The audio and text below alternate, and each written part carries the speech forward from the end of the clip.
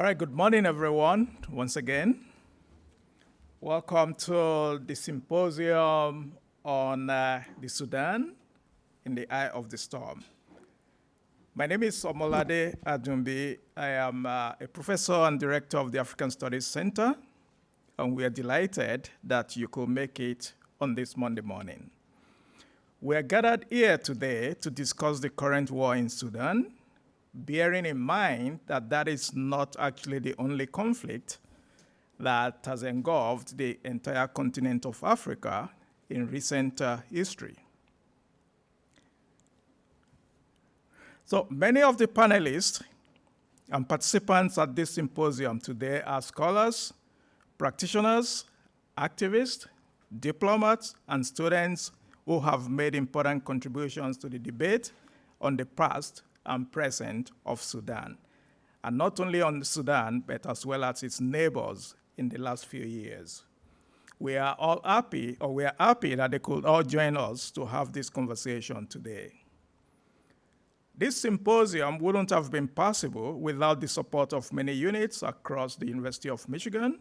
We are particularly grateful to the Weiser Diplomacy Center at the Ford School of Public Policy, the Center for Middle Eastern and North African Studies, as well as the African Studies program at McGill University, where our keynote speaker is from today. So to start our conversation this morning, it is my pleasure to introduce to you Dr. Khalid Mustafa Medani. Dr. Medani is Associate Professor of Political Science and Islamic Studies, Director of the Institute of Islamic Studies and Chair of the African Studies program at McGill. He received a BA with honors in development studies from Brown, an MA in development studies from the Center for Contemporary Arab Studies at Georgetown, and an MA and PhD in political science from the University of California, Berkeley. His research focuses on globalization and the political economy of Islamist and ethnic politics in Africa and the Middle East, with a special focus on Sudan, Egypt, and Somalia. As you can see, this is why he's such an important figure in the study of this region, and reason why he's going to be giving the keynote today. He is the author of Black Markets and Militants, Informal Networks in the Middle East and Africa, published by Cambridge University Press in 2021, and winner of the Best Book Prize in the field of Middle East and North African politics at the American Political Science Association in 2022. Dr. Medani has also worked as a researcher at the Brookings Institution and as a visiting professor at Stanford University. He has been a senior consultant to a variety of international organizations, including the United Nations Development Program, USAID, UNICEF, and the UN Office of the Coordinator of Humanitarian Affairs.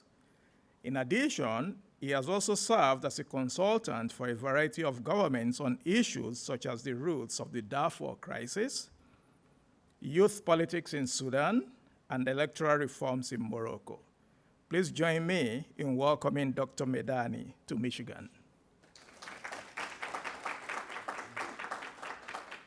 And the Q&A session is going to be moderated by our own Kelly Askew, Professor and Chair of the Department of Anthropology. Please join me in welcoming Kelly as well.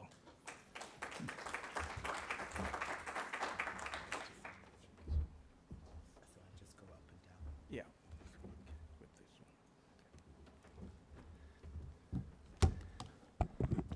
Thank you very much for that very generous introduction. I want to thank all the organizers who made this possible, and particularly Professor Adunbi. Thank you so much for this wonderful meeting and for also cooperating and co-sponsoring, or rather co-organizing with McGill's African Studies Association and the McGill Center of African Studies in Montreal, where I'm coming from. I want to also thank Yusuf Hassan, Dr. Yusuf Hassan, who's sitting right there. And when we decided to do the symposium, I insisted that I wanted to be the keynote speaker. So this is a forced invitation. I'm just going to be clear about that. And I wanted to be the keynote speaker for a couple of reasons. One of them is that that wonderful resume, I think it's a nice resume that I have, a CV, is very much a product of the Sudanese population. At least in my earlier academic years and in my earlier graduate studies, it was the Sudanese population that subsidized my education. At that time, for my generation and the generation before that, there was a way to actually get the government to give you a favorable exchange rate in order to be able to pursue your academic ambitions. And so like millions of Sudanese, I'm very much a product of the labor and the generosity of the Sudanese people at that time. Things have changed since then. That's the first reason I wanted to acknowledge that kind of period in Sudanese history and all the Sudanese that have worked so hard to educate so many of us who now basically are the ones who are keeping Sudanese alive as much as possible. We can speak about that as well. The other reason is more strategic, and that is that I am a chair of African Studies at McGill, and we were hoping with Dr. Hassan and others and with the African Studies Center that this would be the first step towards sustained kind of programming associated with the war in Sudan. At University of Michigan, at McGill, at other places,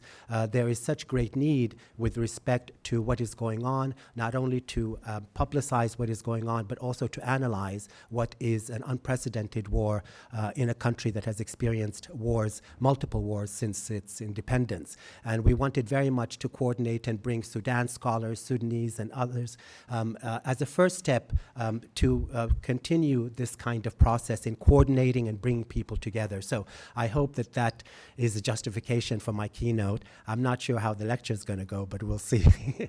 I wanted to begin with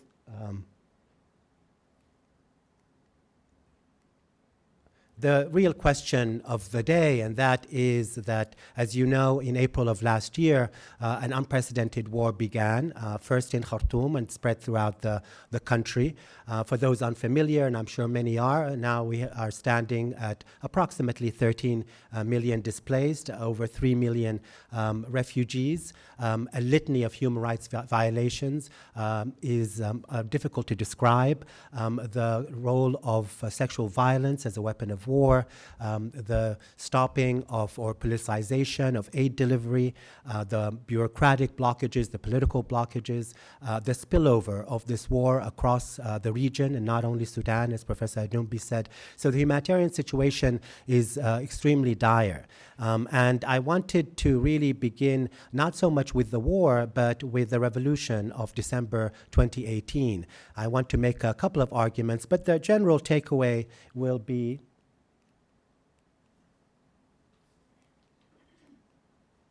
how did we get from the revolution to this war?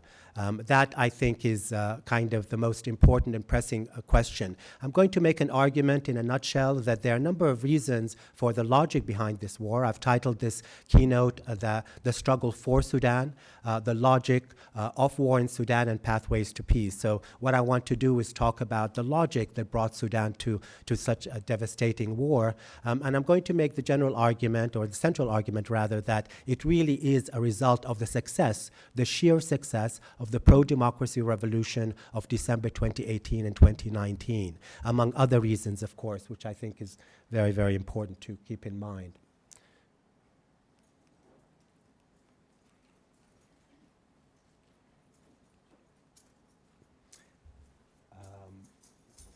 Yeah, what do I press? Okay, thank you. So in order to begin the first question, I'm not going to make it purely academic, but I wanted to kind of pinpoint some of the kind of elements of this logic of war, beginning with the kind of micro-foundations of political violence. And one of the things I thought about coming to University of Michigan, if you don't mind me saying, is a scholar from University of Michigan, the late Charles Tilley, that had such great influence on so many of us. And the work that he did in terms of the role of violence in state building and what he called the protection racket associated with building of states, not only in the European context, but elsewhere. So the micro-foundational politics of violence becomes really, really important. And I want to kind kind of discuss how the deep state in Sudan, the autocratic state of the Islamist movement in Sudan, headed by Hassan Turabi and others in the 1980s, represented that kind of dynamic, that dynamic of the relationship between protection racket, extraction, and violence. And how that came together to build a particular formidable deep state that led, I'm going to argue, to the revolution that came later on. But I also want to talk about the role of ideology and the Islamist ideology as well, quite briefly but very importantly. It is the role of ideology that justifies a lot of what is going on in Sudan, including the displacement of populations, not only based on religion, but ethnicity and other categories. And so we have to really take seriously the role of ideology, and we can talk about that in the Q&A, in terms of its role in explaining the severity of the violence that we see in Sudan. But I want to conclude with what I think is really a burning question, not only for the world, but most importantly for Sudanese, and that is the sheer level of violence. What explains the level of violence, not only in Darfur, but Khartoum, that I said is difficult to describe, but is well documented among all human rights organizations. And I think there's no Sudanese, obviously, that does not wake up every day really, traumatized, I would argue, with respect to what is going on in their neighborhood, in their region. And of course, late last year, we see the expansion of the war, not only from Darfur and Kordofan to the west, but the unbelievable violence that we're seeing right now in the Jazeera, the breadbasket of the Sudan, that generally has not seen this level of violence. And so we want to have at least a discussion about the severity of the violence, the logic of that violence. Where does it come from? How can you explain it? Obviously, I'm going to do that a bit from a political science perspective, if you don't mind me saying or interjecting. We all come from our disciplines, which is really important. And another question is that why are civilians targeted in such large numbers? And not understanding the logic of this kind of violence, the macro-foundational aspects of the violence, that is the political context, but also the micro-foundational aspects of the conflict. That is why are civilians targeted in such a way? What is the rationality behind that? That becomes extremely important for us to even discuss any resolution to the conflict or pathways to peace, as I'll argue in the conclusion. So I want you to keep in mind these different levels of analysis, if you will. The first, the micro-foundational, where I'll talk about the establishment of the Islamist state that really has come to dominate not only the politics, but the economy of Sudan, and the micro-foundational. And here we can debate the different kind of causes for the targeting of civilians across the board, not only in Khartoum, but Darfur, Al Jazeera, and now we see across the northeast as well.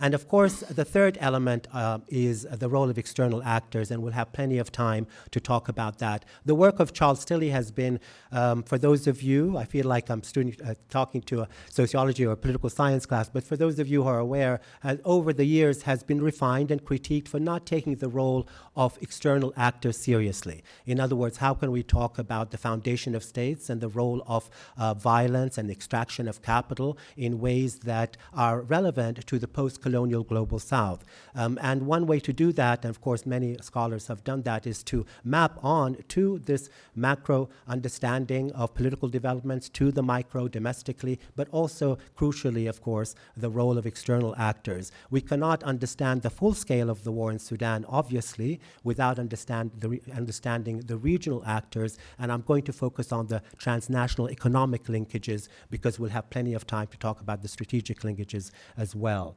So let me go first with an outline, a very clear one, so we're all on the same page and we can refer back to these points. The first is want to give a background to the democracy revolution of 2018-2019.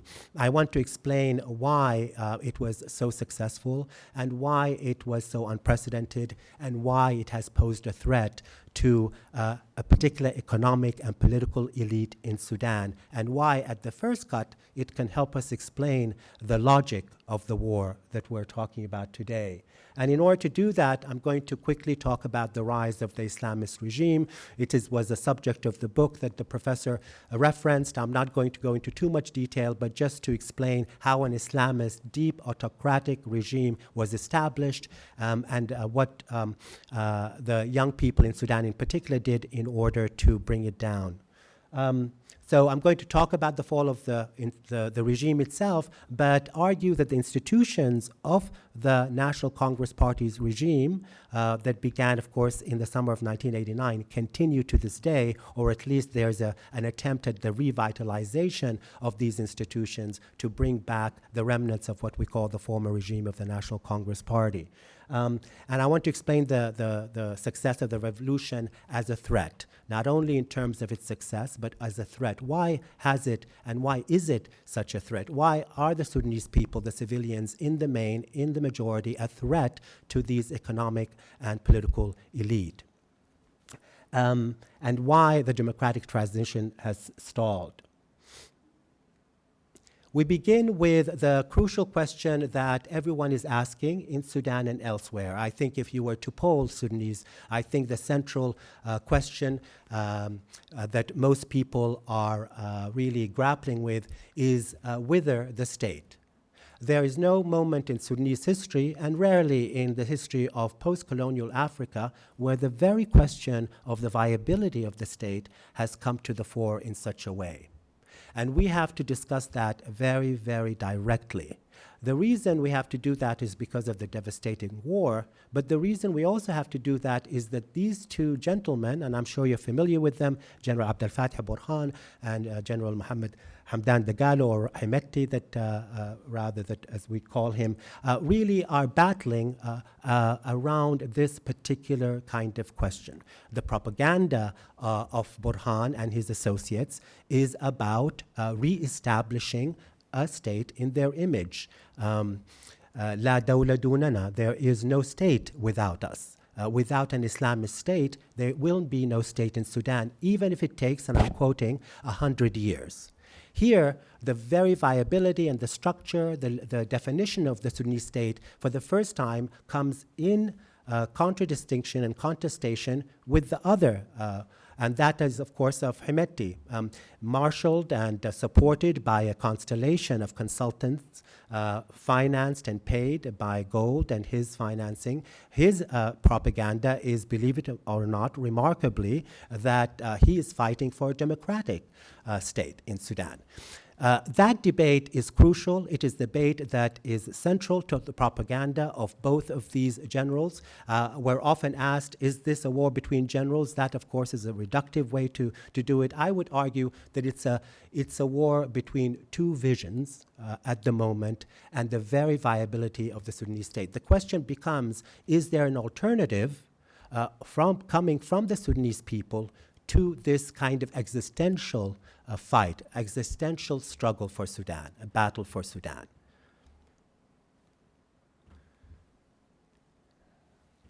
So what's at stake over the 1956 state?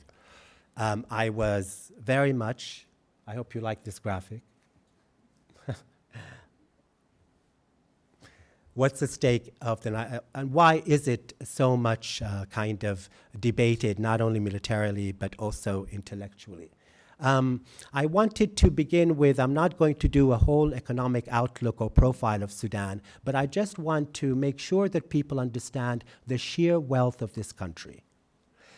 Sudan is one of the most resource-abundant countries in the world. So what's at stake, what's in the eye of the storm at the moment, it's its sheer wealth.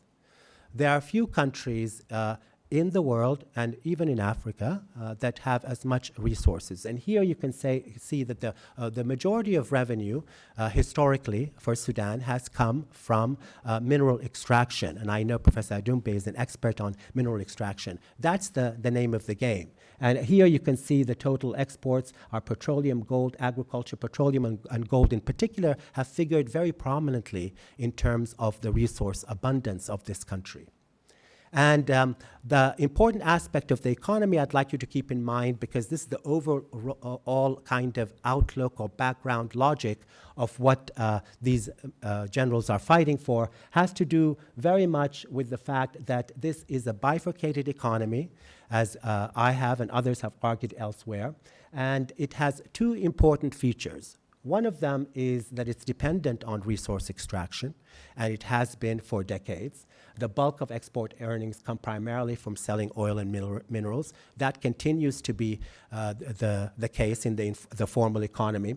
But the other aspect that I think is important, and it lays the context, it doesn't explain the war, and it doesn't explain the recruitment of the Rapid Support Force militia, but it does explain the overall context historically of what many Sudanese elite in the central part of Khartoum have refused to fully acknowledge, and even if they did not adequately address, and that is the dangerous regional imbalances in terms of the economy. Here you can see gold in Darfur, Kordofan, along the Ethiopian-Egyptian border, livestock in Darfur and Kordofan, petroleum in the southern borderlands, sesame, of course, in the irrigated lands along the riverian areas of Sudan, which is important. But I want to highlight two important things that we think that we have to really take seriously. And one, that rural Sudan basically has paid for this kind of unequal wealth. Through taxation and subsidies, subsidizing the urban consumers as opposed to the rural farmers. That has been a very important aspect of what I would call the structural violence associated with this inequality, economic and political, between center and periphery.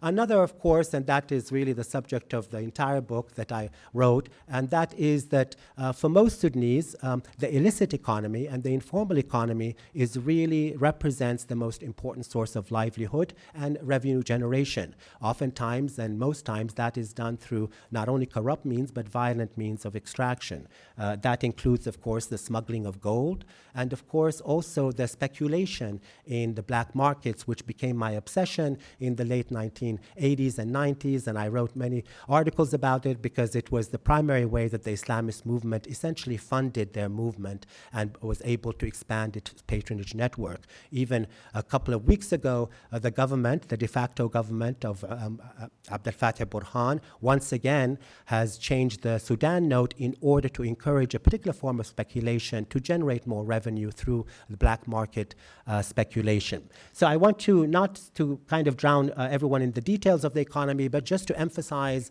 that this is a resource-abundant country, and that the really inequality between the urban and rural is a source of grievance that sets the stage, not to explain the war, but certainly the context of what we will be talking about a little bit more.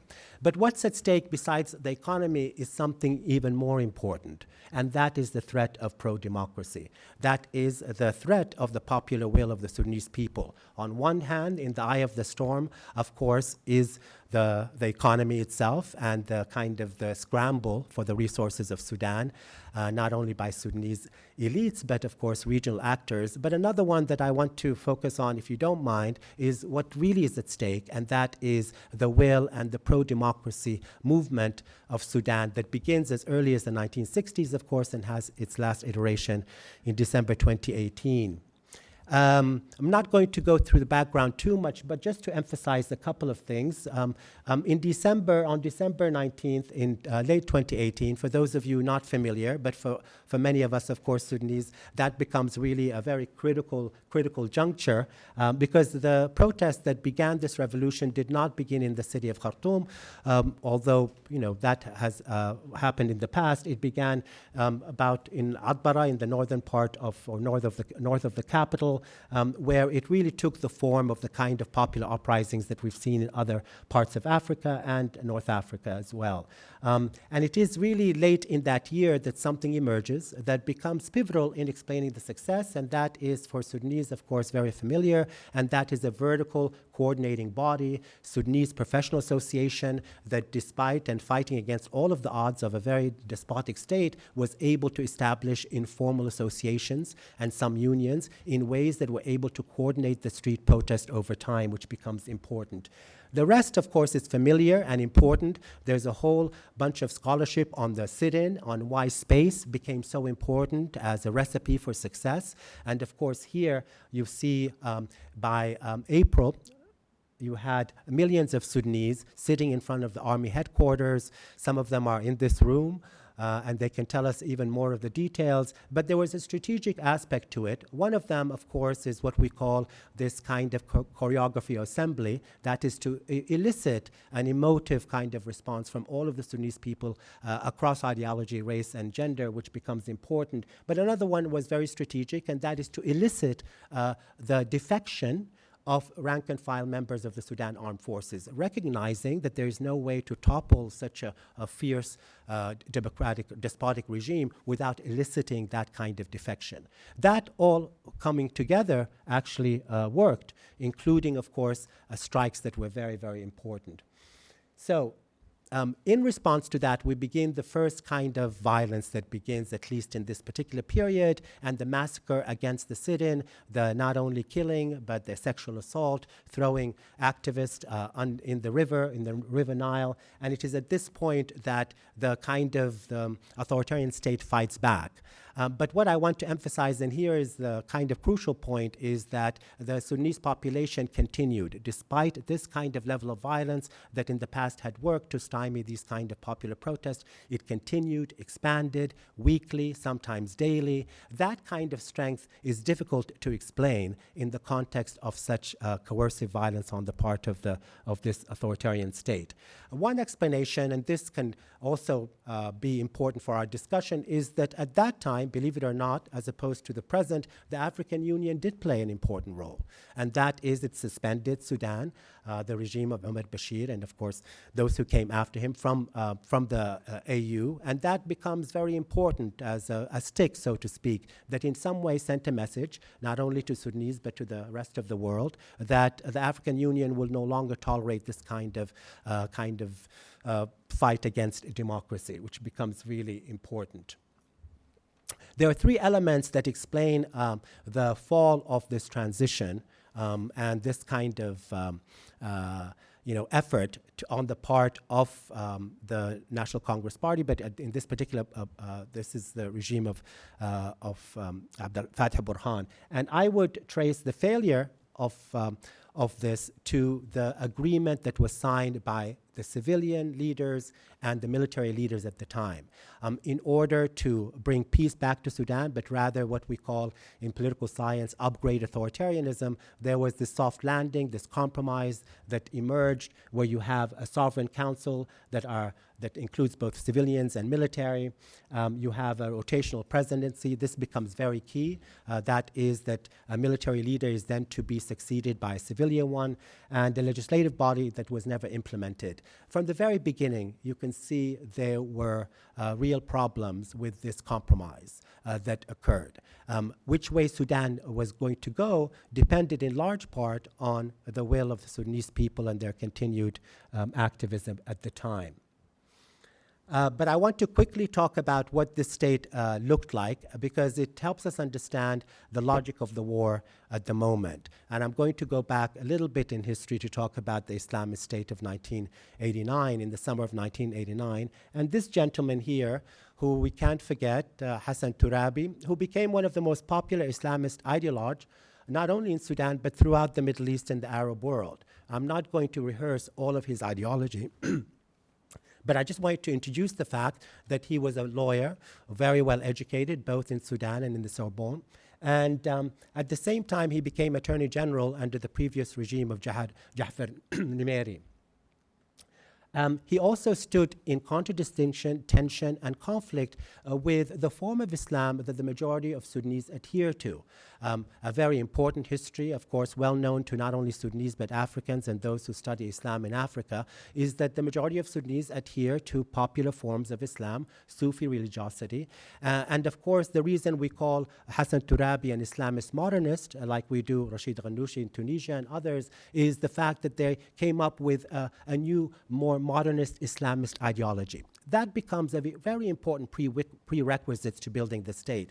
I can't go over all of the details of the ideology, but maybe just to offer a quote from the writings of Turabi himself. As he put it, when we call for the establishment of the Islamic constitution and the realization of the principles of Sharia, we are simply calling for the establishment of a modern state.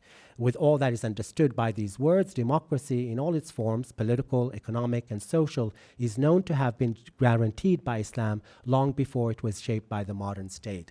It's important to understand the ingenuity of Hassan Turabi at this time, melding Islamic tradition from his perspective to the understanding and the need and the also desire among many, of course, in Sudan and elsewhere for a modern democratic state.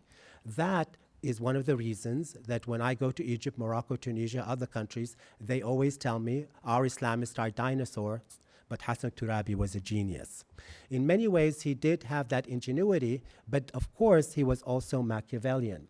And he was also the one who did and established, in contradistinction to a democracy, the pillars of the deep state. The powers of the state that under the Islamist regime really were predicated on what we call the pillars of the policy of empowerment. And that can't, of course, itemize, but I will just very quickly highlight the very important elements that explain the war right now. Number one was to use the state as a form of predation, and this is where Tillian understanding of the protection racket and the extraction of capital for building states is so important.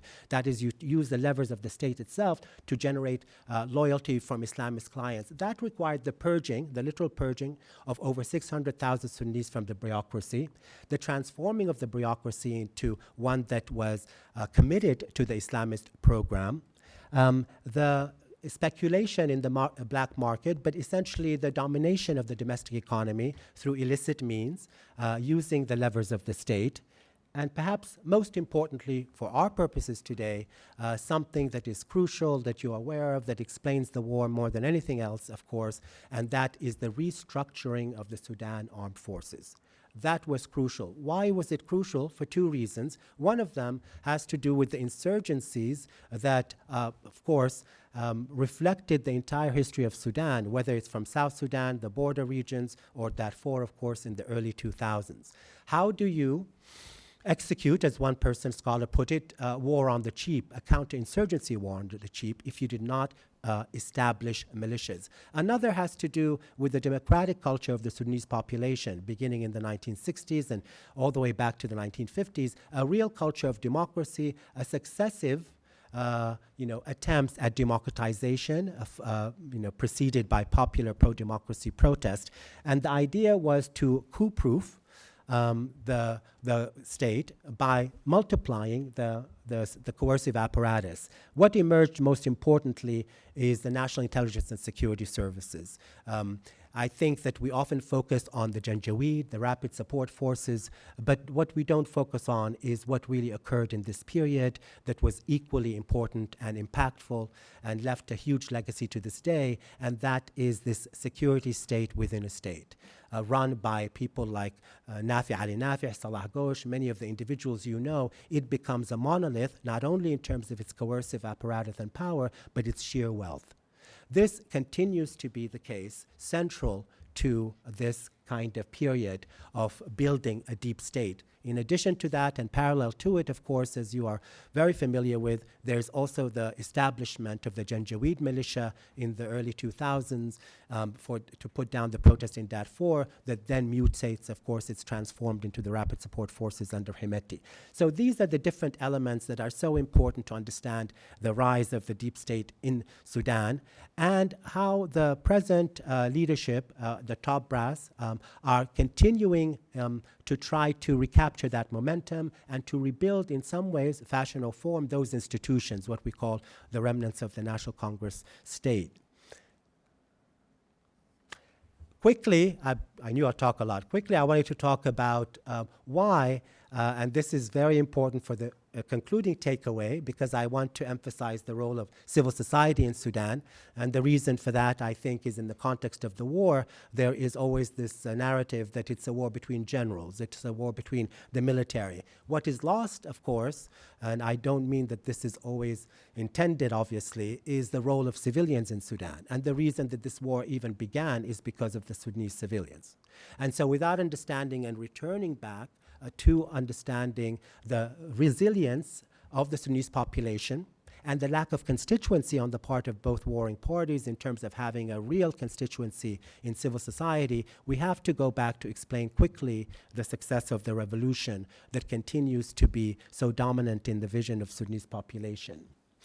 But because I know that there was always an interest in the role of women in the revolution, which I think is so important, and we'll talk about it hopefully, I know, in the panels, it's very important because I'm always asked, why did women participate so in such large numbers, as if women are not political actors?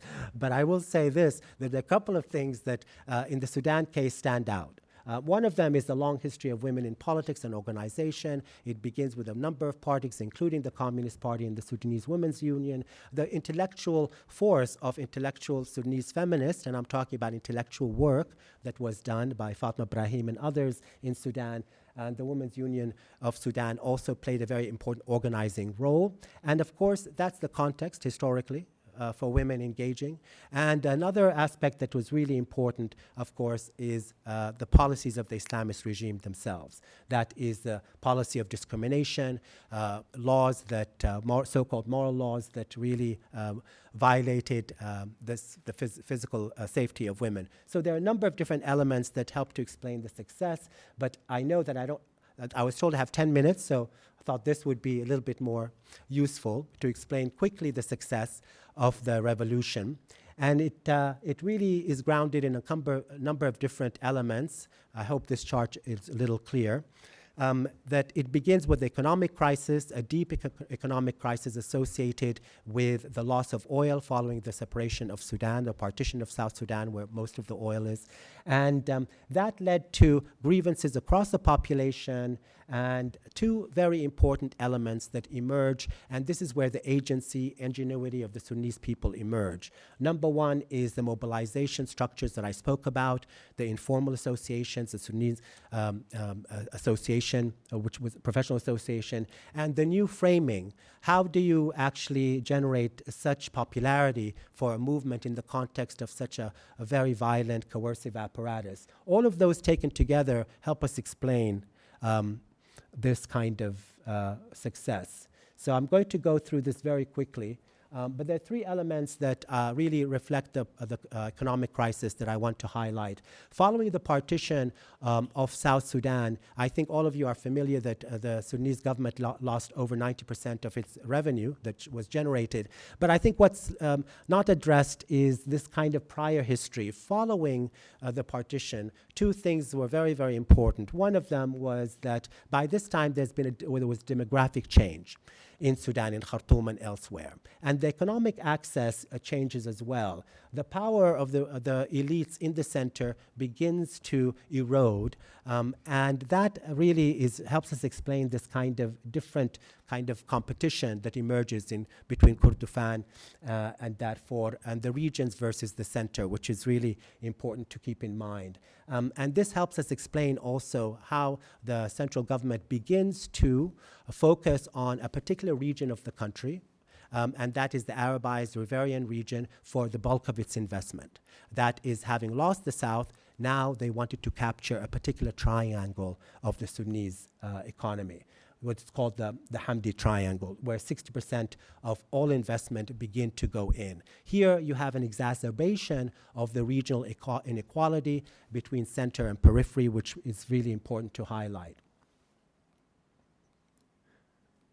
I just wanted to read a quote to explain the framing, which is so important, from one of, about the framing that occurred. We did not view the messaging as pamphlets, as slogans. We considered it adab, a form of literature or literary education. It was a way of raising consciousness, a new way of generating participation from youth, the elderly, and even the sons and daughters of the Kaysan, the Islamist. Why do I mention this quote? Is because for activists, it wasn't just about grievances or economic, structural, or otherwise. It was about, as the young people called it and still call it, a revolution of consciousness. That first and foremost, young people had to, number one, understand that there was no nationalist ethic in Sudan, and number two, that they had to understand that that required that rebuilding a new national consciousness that would be able to see Sudan through its democratic transition, which is so important. I'm going to go through a lot of different, just to conclude with the catalyst of the war itself. And I think I would be remiss if I did not mention something that occurs in October 2020 that begins to really tell us how this war emerges. And that has to do with the machinations and ingenuity of the leadership, particularly General Abdel Fattah Burhan and his associates, in brokering or signing a Juba agreement with the forces of the insurgents of the Sudan Liberation Army and the Justice and Equality Movement. But what's really important, I want to highlight it here, is that this agreement basically tipped the balance. It tipped the balance between the civilians and the military in giving more proportional, more representation to military soldiers. It really forced the civilians to be under the gun. No longer would they have Hamdok as the strong civilian leader. And of course, it delayed also this demand for parliament, for a legislative body. But it really begins this alliance between General Abdel Fattah Burhan, the top brass of the Sudan Armed Forces, with these rebel organizations that continue to be in alliance with him, not only in Khartoum, but in Darfur. This Juba agreement was really the beginning of the fall of the experiment between civilians and the military. And here it is very important to emphasize where that weakness of Hamdok came about. First, because he was challenged by the armed opposition. Second, because it delayed the establishment of a transitional assembly. And finally, of course, this issue of religion and the state was not resolved. But the first two are really important to help us explain this kind of falling apart of the compromise between the military and the civilians that was really ushered in by the Juba Agreement. So what is the catalyst of the war? And that is a story that really begins with this coup in October 2021. And there are many details to it. I will say that throughout this period, there was a consistent, and I want to emphasize this, consistent protest for democracy and as against this compromise and as against General Abdel Fattah Burhan. That persistent popular protest is what really forced, from the perspective of General Abdel Fattah Burhan, that there was no way to deal with the popular will of the Sudanese people and defend against it without just throwing the whole thing away and waging a coup, which he did, of course, with Hemeti himself. And that becomes really important. But why? I want to emphasize two things. One of them had to do with accountability. That notion that, if this democratic transition would go through, all of those convicted, indicted during the previous regime, including himself and others, would potentially go to the ICC or even domestic courts in Sudan. That becomes really important. But I always emphasize the most important aspect, or one of the most important aspects, having to do with the establishment of the deep state in Sudan, and that is this potential of the dismantling of the deep state that I described to you. What the revolution did among its many demands was to demand the dismantling of the institutions of the previous regime. So you can imagine the level of threat after having explained to you the very kind of energy and ideology put into establishing a National Congress Party state, that this committee would somehow, in the transition, dismantle all of that, the wealth and power of the top brass of the military and the Sudan Armed Forces. There are a lot of reasons why this occurred. I want to conclude with the external actors quickly, because I think I have 3 minutes. But this is a domestic kind of kind of background to the war, the rise of the deep state, the reason it fell apart, and the success associated with the revolution that ultimately was the main reason why we had the war to begin with, as I argued. But the transnational linkages become important, and I know we'll have a lot of time to talk about it, and that's very, very important. I just want to emphasize a couple of things. One of them is the illicit economy and gold, 90% of which is smuggled to the Dubai markets, which is very, very important. And this harkens back to the eye of the storm. Sudan is the third largest exporter of gold, which becomes very important. And here is we see a decentralized form of patronage, not state and periphery, but rather within the states themselves. That is a decentralized form of patronage between clients and patrons that is based on this kind of extraction of gold in illicit ways through artisanal production. But there's also another element that I know we'll talk about, and that is this glooming elephant in the room, the Gulf economies, the Gulf countries, that really are very important to discuss because they are the reason why Sudan also is in the eye of the storm. In the context of the need for food security, with Gulf countries importing over 80% of their foodstuff, in the context of a future plan of energy transition, all of these calculations are important. And of course, the local elites played a very prominent role. By 2013, the previous regime established what was called the Gulf Investment Act, and that was to make up for the loss of oil and to give land and all sorts of different investments to Gulf countries and families. And here, very quickly, this is from a Sudanese researcher, which I thought would be useful, that you'll see the kind of investments in land among the Gulf countries and mapped on to the different areas held by the Sudan Armed Forces and the Rapid Support, the RSF, the militias. And I want to kind of give you an idea that the picture is a little bit complicated. It's not that one region has investments one country has investment in one region and not the others, but rather there is a kind of investments in the two regions that are fought over and even held by the warring parties, which is very important to keep in mind. I'm told to conclude, so I will conclude with, what do I want? I want to conclude with the logic of the war at the local level. I was going to give you a whole discussion of the rational choice understanding of why civilians are targeted, and in a nutshell, it has to do with trying to generate consent either through violence or through other means, and civilians then are used as a weapon in that regard, as a strategic tool. But Thandika, the late Thandika Kandawari offers us something even more impactful, more important to think about as we think about why there is such violence at the local level in African rebel movements and insurgencies and these kind of wars. And there are two elements in an article he wrote called The Toll of Rebel Movements in Post-Colonial Africa.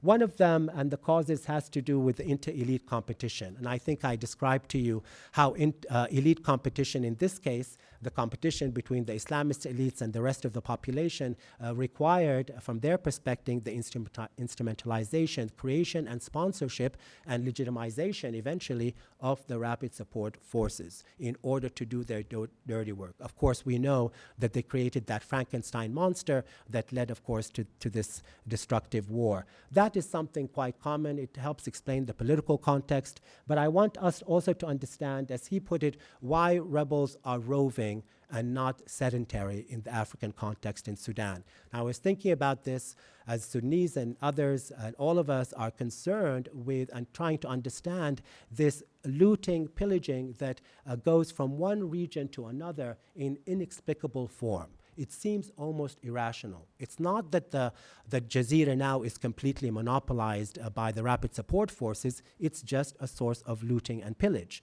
And of course, they roam. And that is what Kandawari calls roving rebels. And he makes an argument, and I think it's important for everyone to really take seriously, and Sudanese, I hope, to understand why Khartoum then becomes the epicenter of violence. That the rebel organizations in Darfur, in Kordofan, in other places, across the border with South Sudan, are really fighting based on an urban agenda rather than a rural agenda. And I want us to really think about what that means. The fact that they're roving implies that they're fighting for an agenda that was really created in the urban areas. That is the kind of fighting for political power and for resources that historically has been concentrated in Khartoum. That's why Khartoum becomes then the epicenter, which is really important. How do we understand this as well is the ideological fuzziness, as he calls it. We know that Hemeti and the RSF have no ideology, and we should just name that as an absence of ideology.